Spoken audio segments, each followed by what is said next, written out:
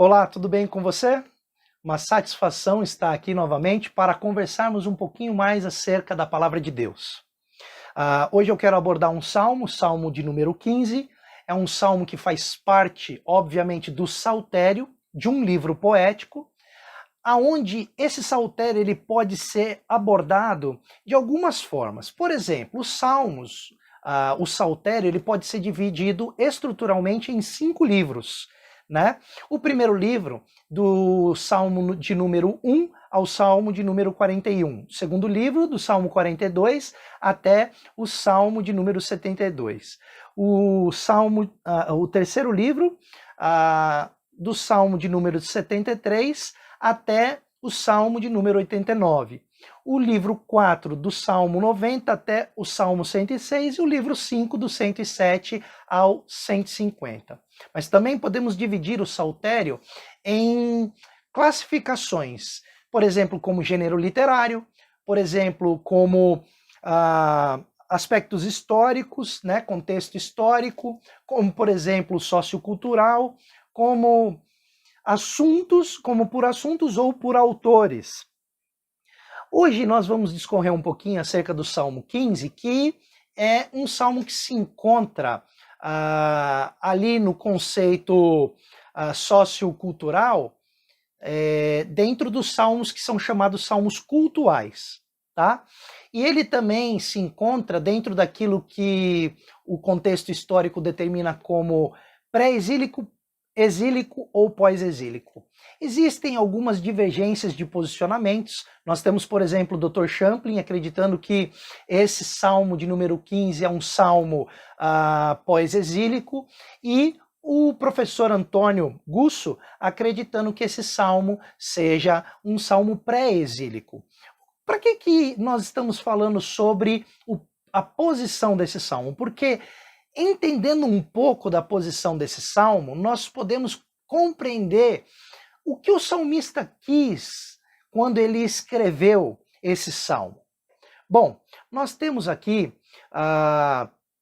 um salmo que ele, segundo Dr. Champlin, ele pode ser considerado como um salmo didático. Por que didático? Porque é um salmo que tem a intenção de nos instruir, de nos ensinar, de fornecer instruções espirituais. Espirituais em que termos? Termos de adoração. Nós estamos falando de um salmo que tem a ideia de passar para nós o que é preciso, ou o que era preciso, perdão, para poder cultuar a Deus naquele momento em que Davi, é um salmo davídico, Davi escreve esse salmo. Nós podemos dizer que a adoração naquela época precisava ser regulamentada. Ou seja, nem todo homem poderia entrar no templo, participar dos ritos, das cerimônias, ou até mesmo do ministério de louvor. Não era todo mundo que poderia, não. Toda espécie de lei moral que esse salmo vai trazer para nós, ou cerimonial, ele visa, o aspecto visa resguardar a pureza da adoração. Então é um salmo que Davi escreveu com a intenção de resguardar a pureza da adoração. E eu acredito que nos dias em que nós estamos vivendo, precisamos resguardar também a pureza da adoração. Só que existe uma diferença. Esse salmo, quando foi escrito e foi aplicado para a época em que foi pensado, e esse salmo para nós agora, no momento em que estamos vivendo. Nós temos que o salmista, ele deseja ressaltar que todo aquele, que estava apto para adorar a Deus no santuário do Senhor, teria que buscar atualização quanto aos ritos, quanto às cerimônias, quanto aos sacrifícios da lei cerimonial. Então, já começa por aí, não é qualquer pessoa que vai ter acesso a essa adoração. No verso 1 desse salmo, e nós vamos ler agora, dividido em duas partes, o verso 1, para depois lermos a segunda parte, do verso 2 até o verso 5. O verso 1 diz: Senhor, quem habitará no teu santuário? Quem poderá morar no teu santo monte? Então, existe aqui uma pergunta, e como é de costume nos Salmos, nós vemos que vem um posicionamento e depois esse posicionamento é reforçado, até com dizeres diferentes do primeiro que foi apresentado para nós, mas com a mesma linha de compreensão, com a ideia de fortalecer a ideia daquilo que havia sido proposto em primeiro ponto aqui, né? Senhor, quem habitará no teu santuário? No versículo 1, muito embora a expressão santuário ou templo em algumas versões possam dar a conotação de permanência, a palavra hebraica habitará, que vem antes da palavra templo ou santuário, é uma palavra que, quando traduzida de maneira mais assertiva, ela traz para nós a ideia de residente temporário. Residente temporário como se fosse um hóspede num hotel, numa hospedaria, ok? E atribuiria ao termo templo e ao termo santuário, traduzido por algumas versões diferentes, sua melhor forma, que seria tabernáculo. A Almeida Revista e Corrigida, ela utiliza esse termo, tabernáculo, diz assim: Senhor, quem habitará no teu tabernáculo? Quem morará no teu santo monte? Então, com a intenção de mostrar para nós que o que está em pauta neste salmo é qual indivíduo poderia chegar ao lugar do culto e ser admitido na adoração santa, contrário àquela posição dos sacerdotes que viviam permanentemente no tabernáculo. Nós temos que o Salmo 15, ele explica quem é digno de ser um convidado do Senhor. E aí alguém poderia falar, mas quem é digno de ser um convidado do Senhor? É algo difícil da gente discorrer ou conversar, é bem polêmico. Há alguém digno de ser convidado do Senhor para adorar ao Senhor? Mas metaforicamente, o indivíduo qualificado, ele é qualificado como aquele que reside com o Senhor, não aquele que pode entrar dentro de um determinado lugar, mas aquele que reside com o Senhor. De tal forma que onde ele estiver, por onde ele passar, ele estará com o Senhor no seu coração. Daí a ideia de residência temporária, né? Por isso é importante a gente ressaltar essa ideia de tabernáculo. E por isso a aplicação ela deve ser feita aos adoradores no templo, porque somente são considerados como templo do Espírito Santo, por exemplo, já na linguagem do Novo Testamento, aqueles que servem ao Deus Altíssimo, aqueles que são lavados e remidos pelo sangue do Cordeiro. Agora, nós temos aqui também no Salmo 1 uma expressão muito interessante que deve ser trazido à tona, que é a palavra, o verbo morar e a palavra santo monte, a expressão santo monte. Bom, assim como essa palavra habitará tem sua importância na interpretação do Salmo, essas outras duas também têm. A palavra morar significa residir de forma permanente, mas como estamos trabalhando dentro de um texto que está num livro poético, nós temos que levar em consideração o significado metafórico, ou seja, o homem bom mora com Deus. Esse é seu direito permanente. Então, nesse momento, alguém poderia levantar a questão: então a palavra tabernáculo está erroneamente aplicada. E eu diria, não. ela não está erroneamente aplicada. Por quê? Porque ela carrega consigo a ideia de que somos peregrinos neste mundo.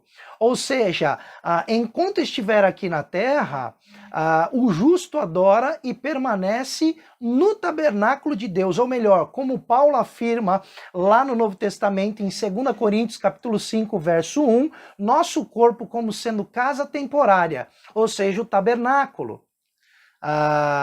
Com relação a essa outra palavra, Santo Monte, nós temos a dizer que esta palavra ela carrega consigo o sentido histórico, onde somente um homem santo poderia ingressar para adorar no templo. Muitas vezes esse templo, esse tabernáculo, ele esteve ou como templo também estaria nesse lugar no Santo Monte. Então ela tem um porquê do seu dizer. Como nós sabemos, somente um homem santo poderia ingressar para adorar, e os versículos de 2 a 5 vão evidenciar para nós agora sim, na segunda parte do Salmo, a qualificação deste homem. O verso 2 diz: aquele que é íntegro em sua conduta e pratica o que é justo, que de coração fala a verdade, não usa a língua para difamar, que nenhum mal faz ao seu semelhante, não lança calúnia contra o seu próximo, que rejeita quem merece desprezo, mas honra os que temem o Senhor, que mantém a sua palavra, mesmo quando sai prejudicado, que não empresta o seu dinheiro visando lucro, nem aceita suborno contra o inocente. Quem assim procede nunca será abalado. Bom, os versos de 2 a 5 diz para nós as qualificações morais que aquele homem santo deveria ter para estar naquele lugar como convidado do Senhor. No versículo 2, a versão Almeida Revista e Corrigida traz a expressão anda em sinceridade. E a versão NVI, que é íntegro em sua conduta. O salmista, ao usar a palavra anda, ou até mesmo ao indicá-la, no sentido da teologia hebraica, deseja nos remeter ao significado desta prática naquela época. O andar do homem santo era obedecer à lei de Moisés. Então a gente começa a entender que aqui Davi está trazendo à tona quem poderia adorar a Deus? Aquele que estaria dentro dos limites, dentro das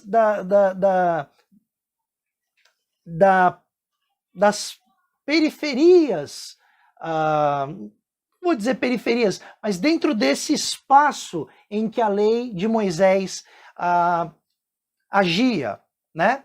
Temos aqui o oposto. Na verdade, no verso 2, no verso 2, nós temos o oposto do que é dito no Salmo 12:2. No Salmo 12:2 diz assim: cada um mente ao seu próximo, seus lábios bajuladores falam com segundas intenções. No verso 2 diz aqui, do capítulo 15, aquele que é íntegro em sua conduta e pratica o que é justo, que de coração fala a verdade. São situações opostas. Então agora eu entendo que uma qualificação moral de um homem santo para estar naquele lugar como convidado do Senhor era manter a sua boca limpa, manter os seus pensamentos retos, seu coração reto. E nós temos aqui no Salmo 12:2, o oposto disso, dessa qualificação que o Salmo 15:2 diz para nós. Na verdade, o Salmo 12:2 ele aponta para aqueles que não são íntegros, para aqueles que são dúbios. Por exemplo, Tiago 1:6 diz sobre essas pessoas que vivem de maneira instável, de maneira dúbia, de maneira inconstante em todos os seus caminhos, né? Já a expressão prática da palavra pratica a justiça, que diz aqui, pratica o que é justo no verso 2 do capítulo 15, ou a prática da justiça numa outra versão, aponta para as boas obras que deveriam estar em conformidade com a lei mosaica, especialmente nos 2 mandamentos ressaltados por Jesus Cristo, que é amor a Deus e amor ao próximo, né? Deuteronômio 6:3 a gente poderia buscar aqui. O Champlin ele aponta para Deuteronômio 6:3. Eu vou abrir aqui. O Champlin ele aponta para Deuteronômio 6:3. E diz aqui para nós o seguinte: ouça e obedeça, ó Israel, assim tudo lhe irá bem, e você será muito numeroso numa terra onde há leite e mel com fartura, como lhe prometeu o Senhor, o Deus dos seus antepassados. Então, como sendo um parâmetro daqueles que adoram a Deus, do povo que adora a Deus, não qualquer um, mas aquele que quer adorar a Deus, que na palavra já do Novo Testamento é lavado e remido pelo sangue do Cordeiro, precisa entender que não é de qualquer forma que se adora a Deus, mas é de maneira adequada, de maneira a buscar a santidade, né? Estar em santidade, perdão. E nós vamos ver aqui que a prática desses atos maléficos que o Salmo 15 aponta para nós, também eram condenados pela lei mosaica, sobretudo aqueles de perversidade com outro próximo, ou seja, amar a Deus e amar ao próximo, que foi o que o Senhor Jesus trouxe como um ensinamento que disse para todos aqueles que o que era mais importante era amar a Deus sobre todas as coisas e amar ao próximo como a si mesmo, trazendo novamente esse contexto dos 10 mandamentos. Nós temos aqui, em Mateus 23, um texto muito interessante. Eu estou tentando seguir um pouco mais rápido para a gente ter tempo para trabalhar e para não ficar tão extenso, porque já está aí nos 17 minutos, mas diz aqui, ó, 23.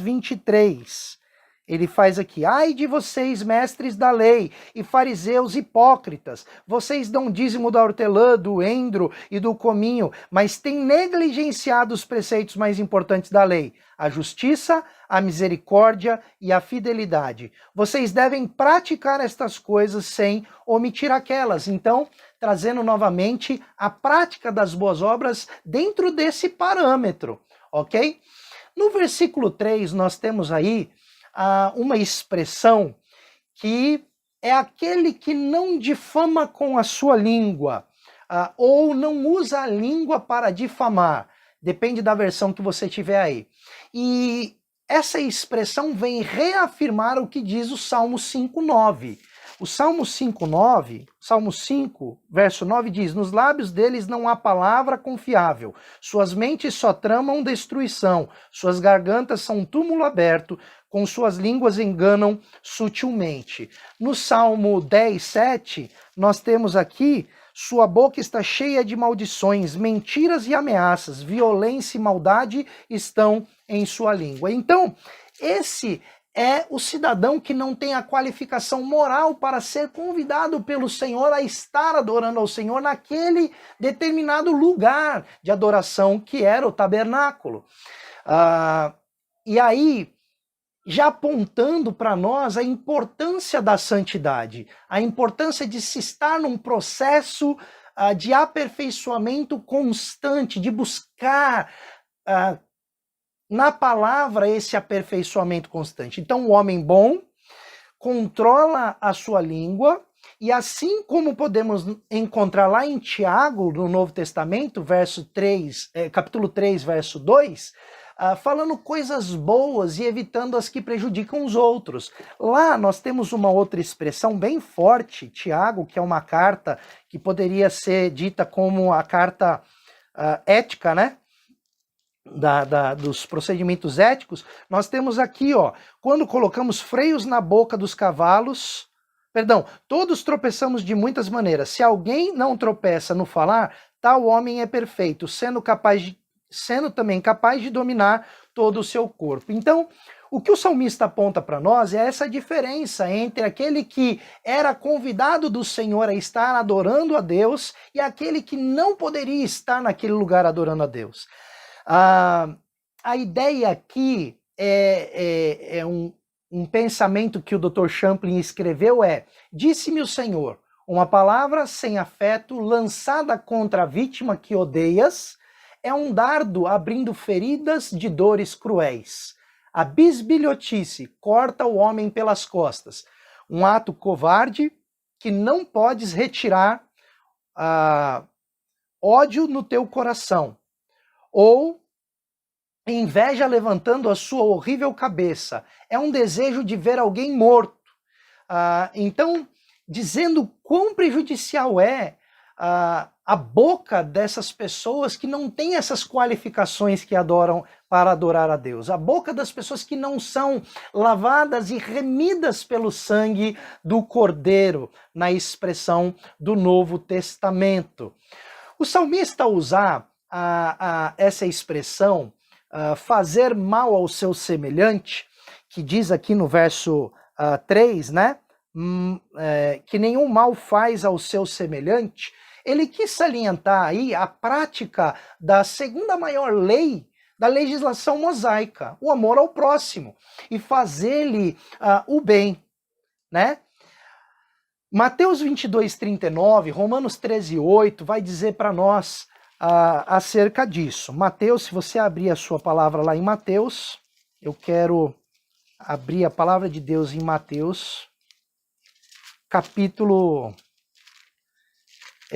22, verso 39, vai dizer aqui para nós, capítulo 22, verso 39, vai dizer assim para nós. E o segundo é semelhante a ele, ame o seu próximo como a si mesmo. Em Romanos 13:8, nós vamos encontrar uma outra preciosidade. Romanos 13:8. Não devam nada a ninguém a não ser o amor de uns pelos outros, pois aquele que ama seu próximo tem cumprido a lei. Então ele quis, mais uma vez, salientar que essa prática era importante àqueles que eram qualificados moralmente a estar diante de Deus no tabernáculo para adorar a Deus. A atitude do homem que era considerado digno do convite do Senhor tinha em sua mente o bom procedimento de cuidado para além de si mesmo, dos seus interesses. Tanto é que nós podemos ver que ele denuncia mesmo aquele que fere com palavras, né? Ele fala aqui, e não lança calúnia contra o seu próximo. A ideia aqui que o Dr. Champlin traz para nós no seu comentário é que o receptador é tão mau quanto o ladrão. Por isso que lá no Salmo 1 diz que nós não podemos nos assentar na roda dos escarnecedores, fazer a mesma coisa que os escarnecedores fazem, que é próprio dos escarnecedores. Então, a importância de ter uma conduta adequada, uma conduta moral diante de Deus para adorar a Deus. No verso 4, e aí eu estou andando um pouco mais rápido, a expressão o réprobo é desprezado, ou que rejeita quem merece desprezo, dependendo da versão que você está utilizando, aponta para a diferença entre o homem bom e o homem mau. Reforçando que o homem reto, aqui, é aquele que tem condições de distinguir, ou seja, aquele que tem condições espirituais de distinguir entre o homem bom e o homem mau. Por meio do Espírito Santo que habita em nós, lavados e remidos pelo sangue do Cordeiro, nós temos condições de identificar aquele que vem adorar a Deus com rosto de piedade e um coração imundo, no sentido de hipócrita, não um coração imundo que quer ser transformado, mas um coração imundo que, travestido de piedade, quer mostrar que quer ser transformado, mas no fundo não quer ser transformado. Nós que somos lavados e remidos pelo sangue do Cordeiro, temos o discernimento do procedimento desse homem mau, desse homem que tem o rosto travestido de piedade, mas o seu coração é imundo porque deseja beber da sua hipocrisia e não deseja a transformação. Então isso é a hipocrisia que Jesus estava condenando lá em Mateus dos mestres da lei. Não respeita o poder. A ideia aqui é que esse homem que tem essa capacidade de discernimento é o mesmo homem que não vai respeitar o poder ou o dinheiro desse homem hipócrita, que, travestido de piedade, ele quer mais jogar suas imundícias para fora de si do que ser lavado delas, né? E esse homem que tem uma qualificação adequada, qualificação moral adequada para estar diante de Deus, louvando e exaltando o nome do Senhor, é um homem que deseja ser lavado das suas imundícias e que consegue perceber a posição vergonhosa, por isso réprobo, vergonhosa, as obras que esses praticam, travestidos de piedade, mas cheios de imundícia em seu coração, são obras boas, mas são obras boas que são réprobas, são vergonhosas, né? E algumas vezes esses indivíduos, não raras são as vezes que nós temos encontrado no nosso meio, encontrando esses indivíduos em lugares importantes, de destaque, né? Sendo apoiados de maneira grandiosa e estimado pelos homens do mundo.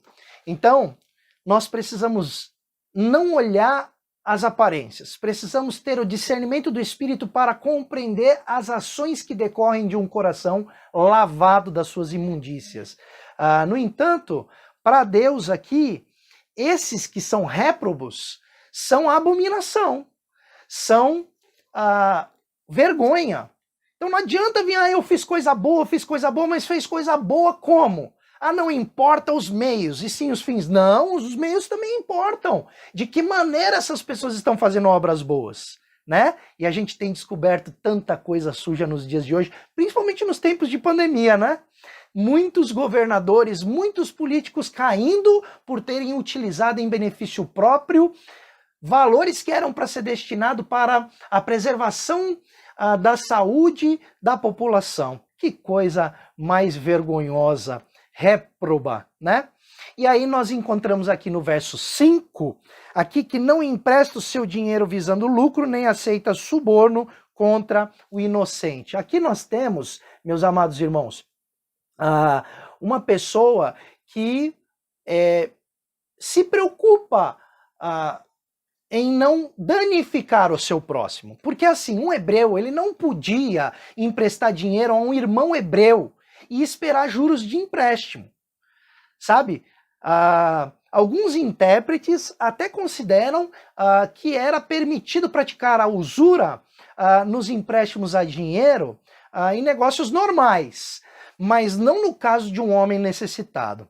Então aí, a ideia de que esse homem que era convidado por Deus para adorar a Deus deveria ser um homem que agia com misericórdia, e essa misericórdia precisaria ser observada. Então esse homem seria um homem que não seria abalado, seria um homem inabalável. Por quê?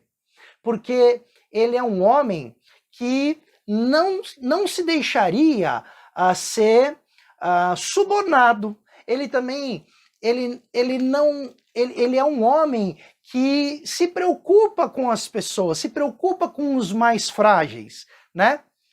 Qual que é a conclusão que a gente tira desse salmo depois dessa exposição que nós fizemos? A conclusão é a mesma que o Dr. Champlin trouxe no seu comentário. Eu vou até ler essa conclusão. O homem que fazia todas as coisas listadas nos versos 2 a 5 era considerado justo e digno de participar da adoração no templo de Jerusalém.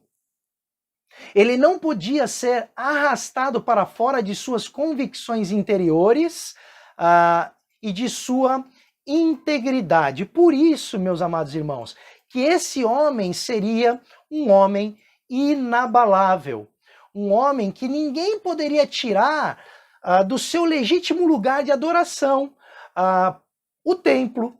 E esse templo sendo o tabernáculo, ou seja, onde ele estivesse, ele poderia estar com o Senhor. Gente, de que maneira nós podemos aplicar esse Salmo 15 para nós?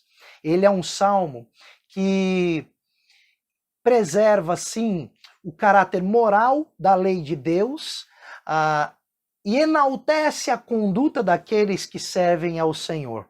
Quantas coisas ruins temos visto nessa época de pandemia. Pessoas querendo elevar os preços para ganhar, para lucrar com essas coisas, pessoas querendo danificar outras, pessoas querendo prejudicar a outras.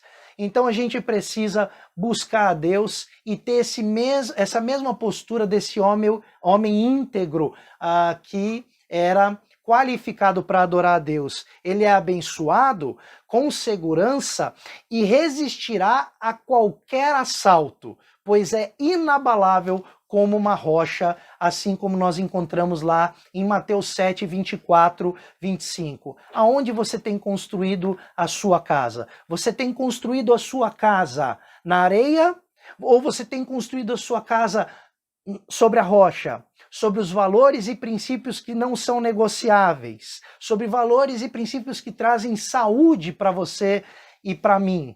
Gente, é muito importante a gente entender que o homem que é convidado pelo Senhor, eu gostei muito dessa expressão, que é convidado pelo Senhor a entrar neste ambiente de adoração, a estar diante dele, adorando a ele, é o homem que procura andar no caminho adequado, procura meditar na palavra de Deus de dia e de noite, como diz o Salmo 1, porque através dessa meditação ele será um homem forte, frondoso, bonito, com valores que de fato norteiam a sua vida.